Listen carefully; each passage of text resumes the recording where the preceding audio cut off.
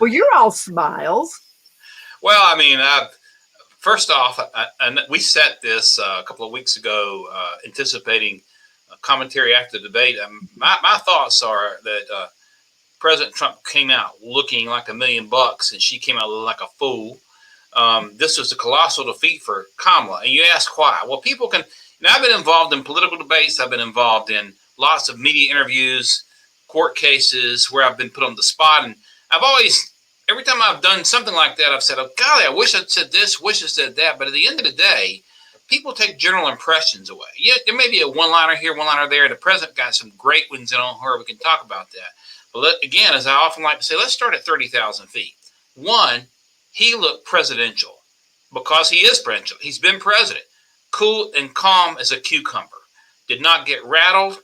Answered the questions. Yeah, I wish he'd said some things he didn't say, but that's beside the point. He looked rock solid. And people were warning, oh, he's going to lose it. Never did. I mean, it's almost a replay in some ways of what happened back on June 27th when he faced off Biden. On the other hand, she looked like a freaking clown. What do I mean by that? I mean, all this flailing with her hands. She looked like a clown flailing with her hands. She did not look presidential at all. She smirked over and over and over and over and over again. And that contrast in impressions is going to set with people. It's going to help finish her campaign.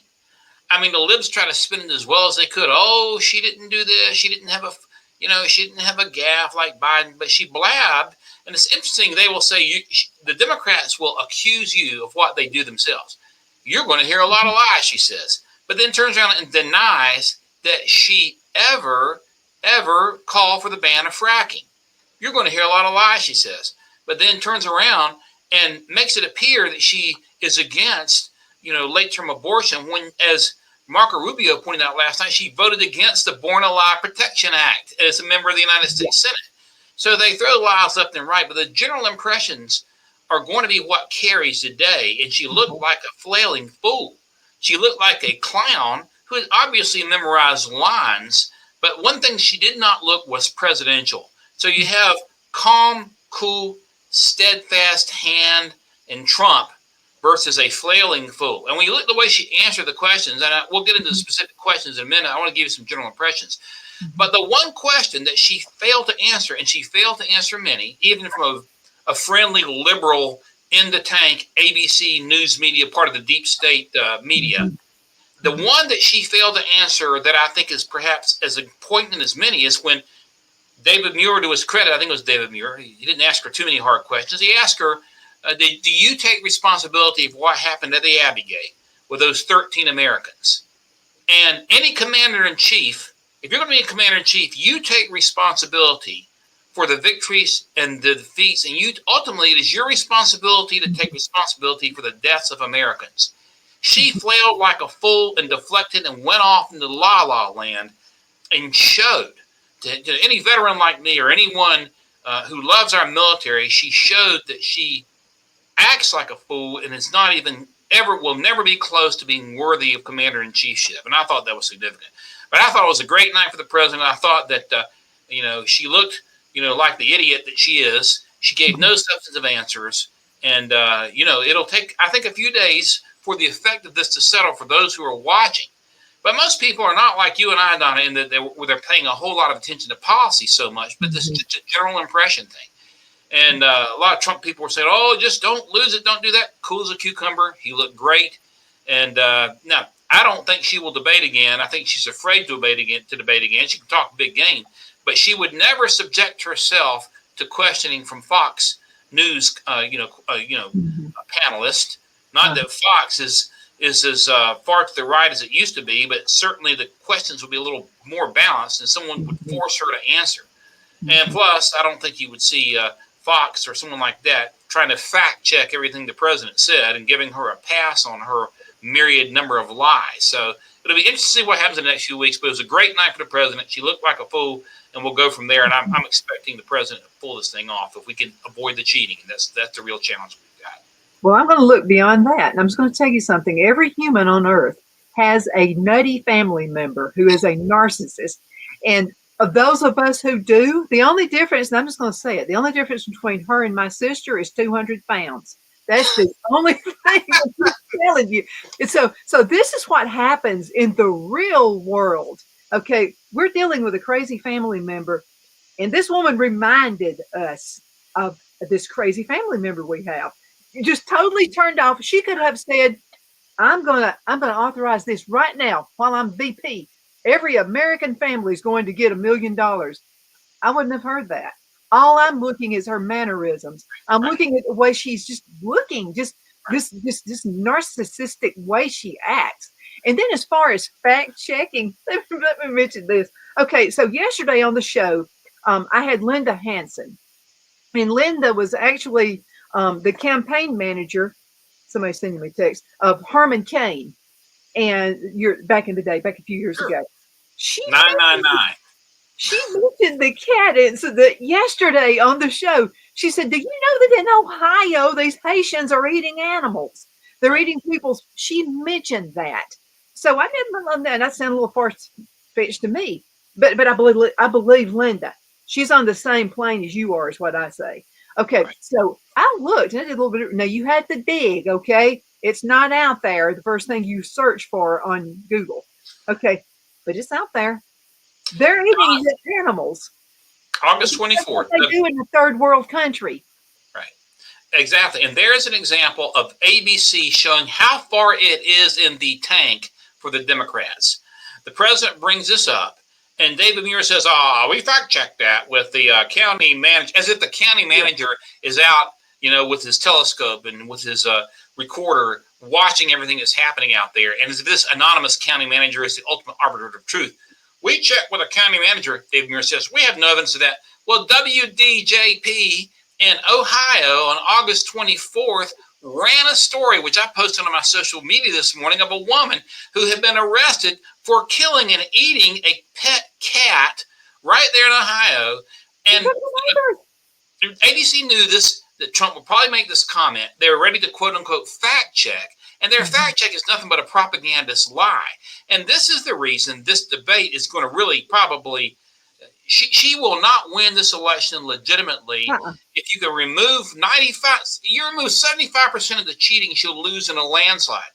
But that's an example of people see that, Donna. People, they didn't fact check her on anything. I mean, she brought up it was a fine people lie again. She brought up the insurrectionist lie again. And Trump pointed out only one person was killed, and that was Ashley Babbitt.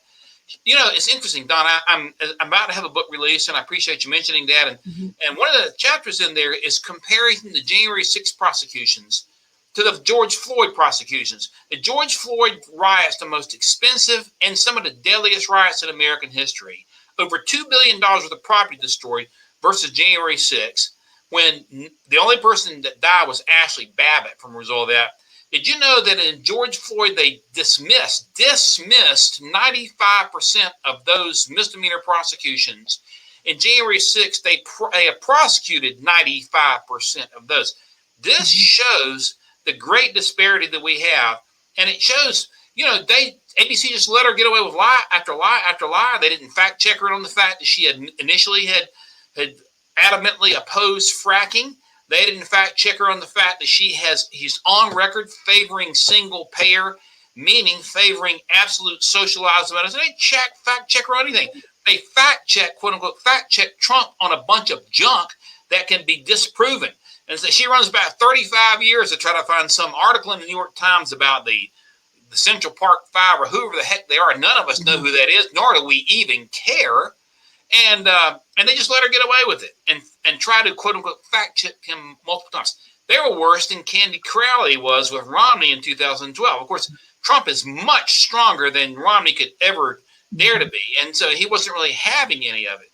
But it just is an example of how far away it gets. And you are right in your analysis. She's your sister plus 200 pounds. I don't know if your sister watches your show, but it'd be interesting if she does.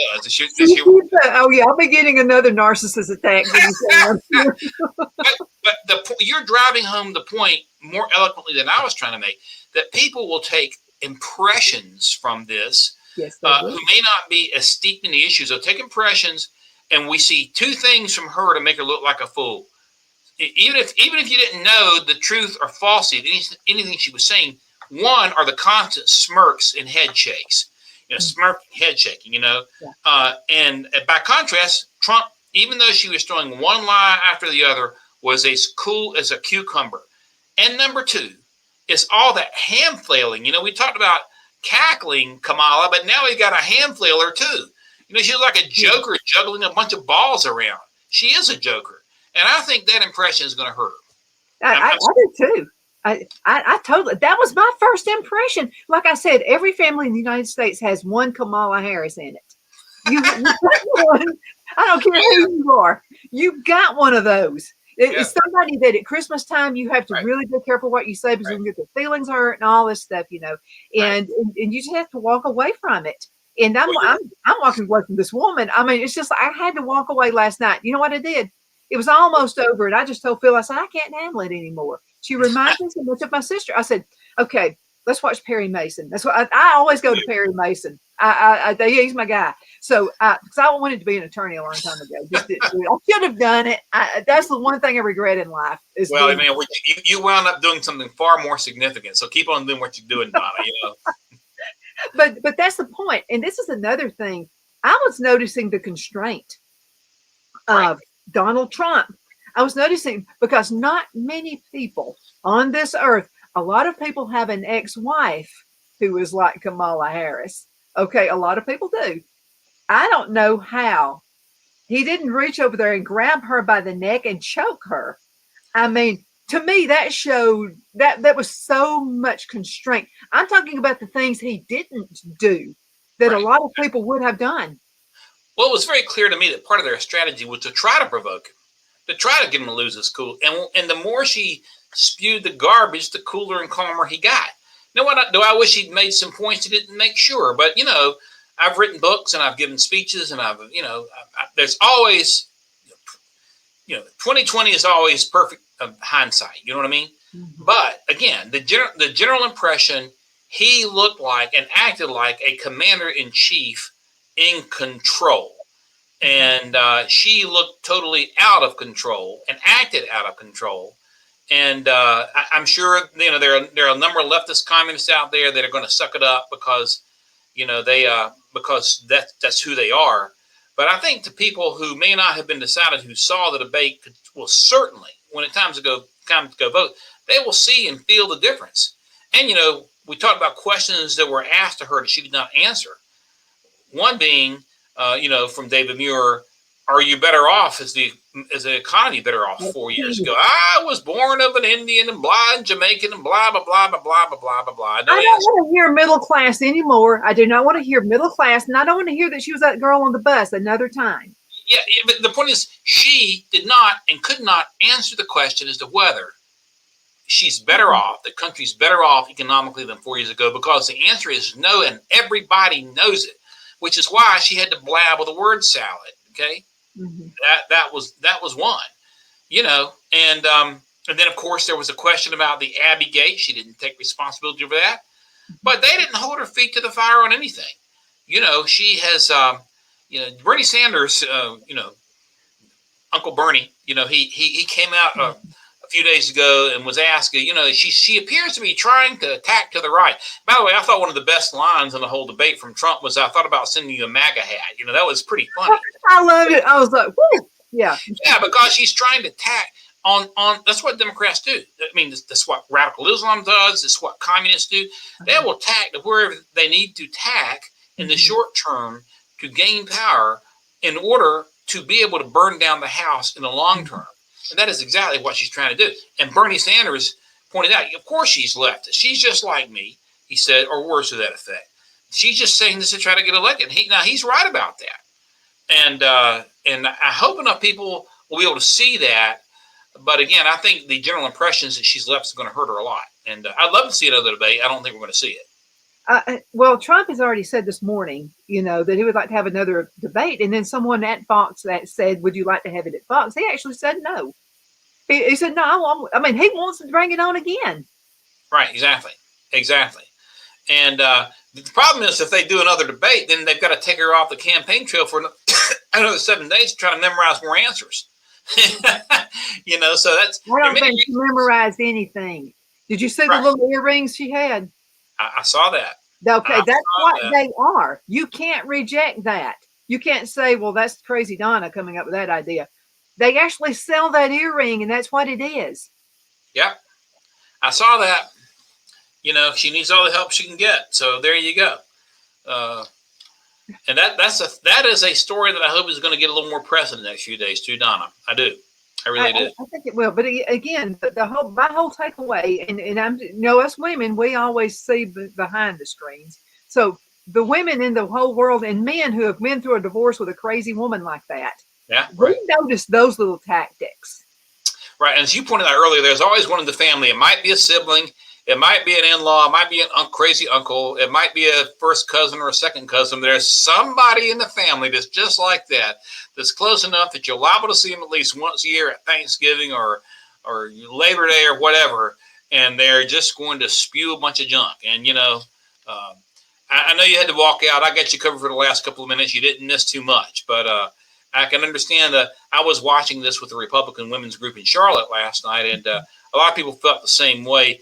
Just really, really angered at all the lies that she was throwing out, and it was causing a lot of people to feel that way, because for those of us who study the issues, we know that virtually everything that came out of her mouth was a lie last night. Another thing, and I've not read all the emails yet, but basically I'm hearing the same story over and over and over again from last night. Is it was a 3-1. I mean, you can't deny that. Right, absolutely. That's the way it typically is, though, when you have any Republican candidate in a debate with any network other than Fox. Fox is the only network that has done these debates that will try to be a little, as Brett Baer would say, a more fair and balanced in the questioning.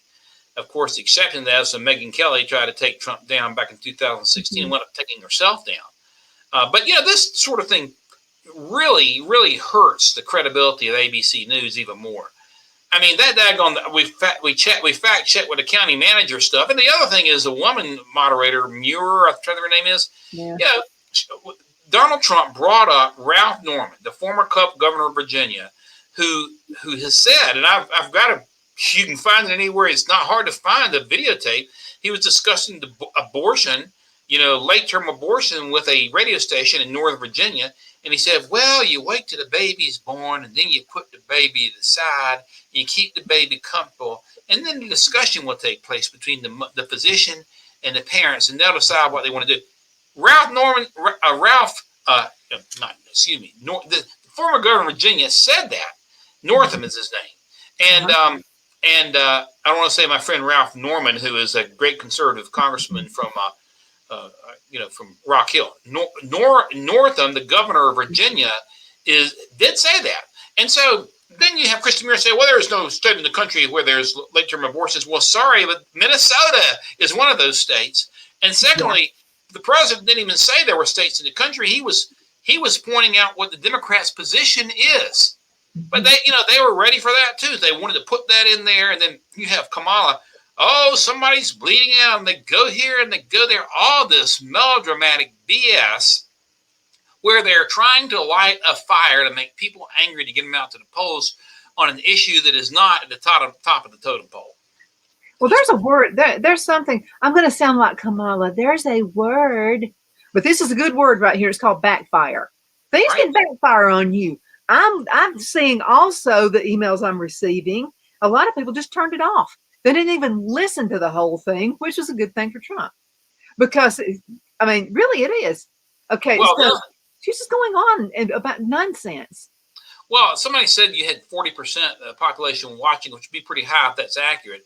A lot of that's going to be ABC, viewers who are, if they're accustomed to ABC News, this step down or up from CNN, however you want to say it. They're both in a left-wing tank. And, I think anybody that watched it that's undecided has got to be bothered by the way she looks and sounds. And, again, before anybody goes to that voting booth, drive by the gas tank. Drive by the gas station, see where the gas is.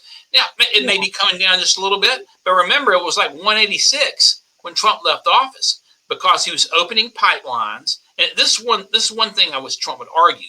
Here's how the inflation started. We could see it coming in October of 2020 when Joe Biden in the debate against Trump famously said, I'm going to end oil and gas as we know it. Okay. Mm-hmm. Trump said, you're going to end oil and gas? That's a pretty big statement. Biden says, yeah, it's a big statement. And as soon as they took office, that's exactly what they started. They killed Keystone. They ended leases in Alaska for oil and gas drilling. They turned us into a dependent nation again. That caused the price of gas to immediately skyrocket, and we saw that. It skyrocketed to $4. It's come down a little bit, but it's skyrocketed because of their so-called green energy junk. And that's another thing to bother me. What are you going to do about climate change as if that's a legitimate issue? But let me come back here. So it raises the price of transportation to get the eggs and bacon and the bread to your local Harris Teeter or Food Lion or Albertsons or Tom Thumb or whatever your grocery store might be. Wendy's. Don't want to leave anybody out. The price of transportation causes the price of food to go up. It causes the price of goods and services to go up. It causes everything to go up because they waged this war on gas, oil and gas, because they push green energy. I like to see Trump articulate that point forcefully. She has gone on record opposing fracking. And she's not being able to eliminate it because she hasn't had the votes in the Congress to do it, but she will do that if she gets a chance. That's what's causing the economic damage. That plus the money they're trying to throw out there. They're trying to buy people's votes. He's tried to throw money at people who had to, people like me. Nobody's forgiven my student loans. I already paid them off. But so why should somebody else have me and you pay for the student loans? But they're trying to throw money at people, and that's causing inflation. I like for us to come to that and stay on that point.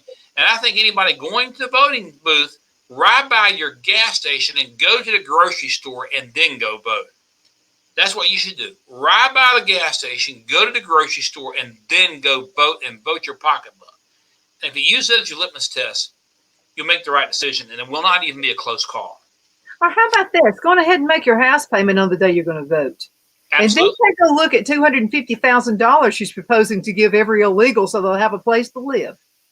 Absolutely. Well, you know what's going to happen? They're all going to move to Alabama because the cost of land is so, we're going to be flooded. We're already flooded with Haitians right now. They're all over the place, Don. They're bringing buses in all over the place, and it's making some news. I mean, it really is. Just the next city right over from us is 15 minutes away. They're bringing buses in of them.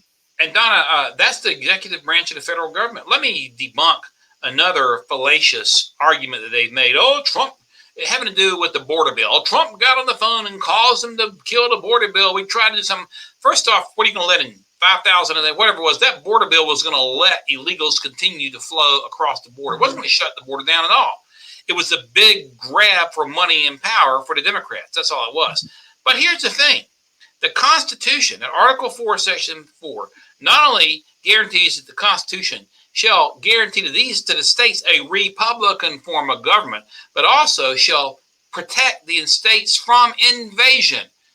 The federal government has an obligation to protect the states from invasion. The executive branch, that is the president, has the authority under the Constitution to shut the border and to deploy the military to protect from an invasion. This is not an immigration issue. It is an invasion issue. And I would like to see that argument. I mean, if I had been in the Congress, I certainly would argue that point, but that's a point that needs to be considered. So trying to blame, Trump, we blame Trump for everything, trying to blame him for their own porous border policies, whereas they, catch and release, they've done everything they can to keep the borders open because that's what they want to do. She hasn't been to the border. Try to blame for Trump that is disingenuous. People are going to see through that. People out in the heartland of America, like you and like those folks in Ohio that are seeing these Haitians and others come in, are not going to know better. It is squarely on the shoulder of the executive. And she can try to say, I'm not Joe Biden, all she wants. However, this is the Biden-Harris administration. She's the number 2 person in that administration. So when she tries to distance herself from Joe Biden, what she's saying is just she is such a weak and ineffective leader that she has absolutely zero influence on the administration, even though she's the number 2 person, which shows how weak she is. Of course, maybe it's a good thing that she doesn't have as much influence as she would like to have, because when Trump said that she and her father are Marxists, notice that she never denied that. Bingo.